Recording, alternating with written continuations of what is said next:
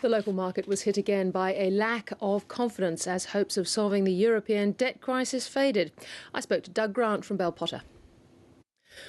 Well, Doug Grant, those Greek debt fears took a hold again over the weekend to our north. I suppose there was no escaping it on the local market. No, Ticky, there certainly wasn't, and it just seems to be deja vu all over again. This has been the major theme now, really, for the last 3 to 4 weeks, and it seems to be that we get some good news out late in the week, and then that's all undone then over the actual weekend.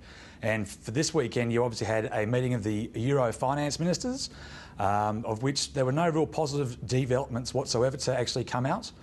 Even Timothy Geithner actually attended and even asked if they could increase a monetary stimulus, to which it was basically flatly denied.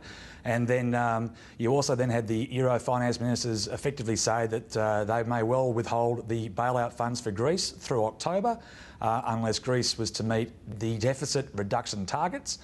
And at that stage, then the PM of Greece had to cancel his meetings in the US, hold an emergency cabinet meeting, and at the present moment, they're obviously still talking about further austerity measures. And I see this week the policy setters at the US Federal Reserve hold their two-day meeting, the FOMC meeting. What's expected to come out of that?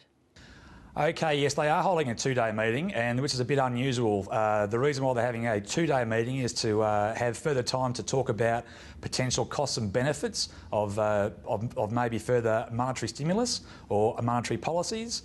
But what the actual market is expecting is what is being commonly now called as Operation Twist, which is a throwback to something that happened in the actual 1960s, and it's whereby the Fed will rotate its holdings from short-term treasuries into long-term treasuries, thereby flattening the yield curve and lowering interest rates further out, and hence obviously lowering borrowing costs. Well, let's go back to the local market and today's sell-off. How widespread was it? Very widespread, except for gold stocks and defensives like Telstra and MAP. Mainly the banks, again, were the worst, and certainly some of the actual wealth managers.